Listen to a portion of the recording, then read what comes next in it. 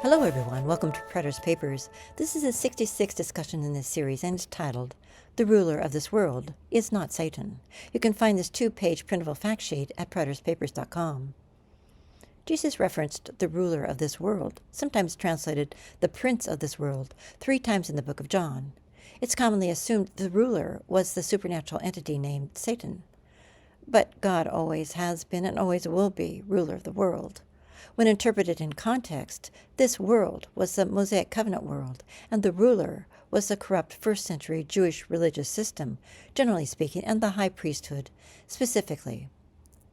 Please note the word Satan does not appear in strictly literal translations of the Bible, like, for example, in Young's, because the correct translation for Satan is adversary.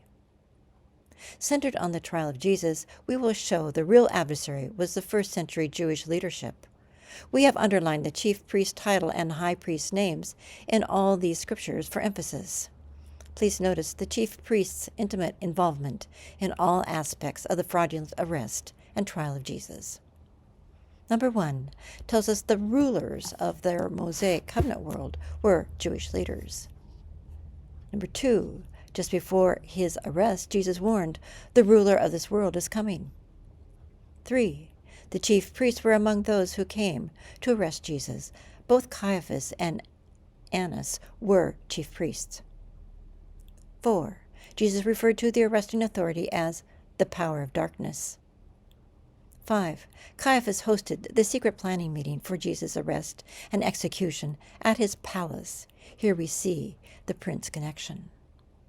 6, Annas questioned Jesus first after his arrest. 7, Jesus was then taken to Caiaphas for interrogation. Matthew reiterated the planning meeting for his arrest was at Caiaphas' residence, perhaps emphasizing the high priest's central role in the conspiracy. 8, in true serpent style, the chief priests and Sanhedrin sought to conjure up false accusations against Jesus.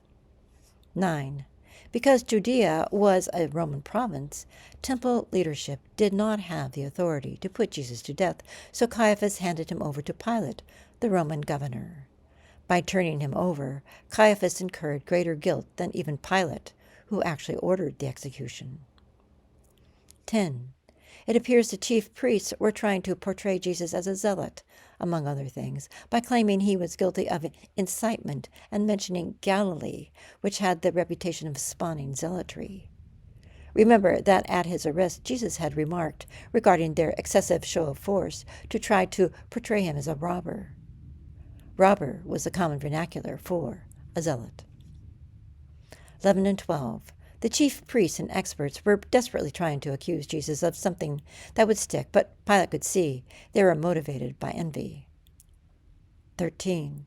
Pilate stated bluntly, quote, "You brought me this man as one who was misleading the people. When I examined him before you, I did not find this man guilty of anything you accused him of doing." Unquote. 14 and 15.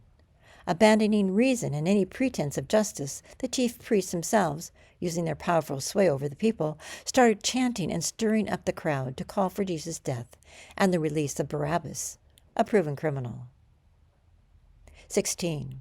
When Pilate did not relent, the Jewish leaders resorted to blackmail by threatening to report him to Caesar. Because the man who appointed Pilate to his governorship had recently been executed for treason against the emperor, Pilate was highly susceptible to blackmail. 17.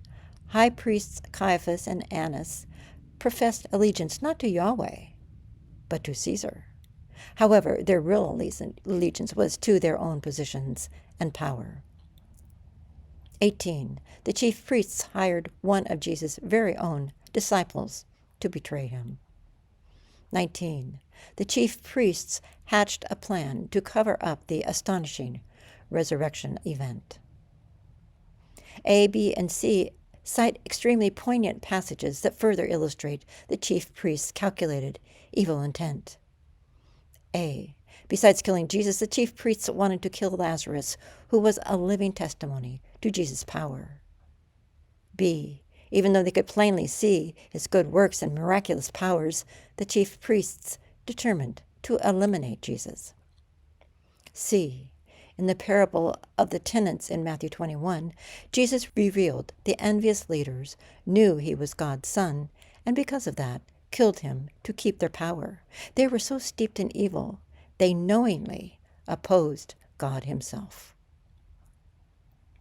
When we let Scripture interpret Scripture, we don't need to assume an evil cosmic enemy because real people fulfilled the adversarial role. We need to remember the behavior documented here as we seek to interpret Satan, which means adversary, and the devil, which means the slanderous, in the rest of the New Testament, including Revelation 12. Thank you for listening.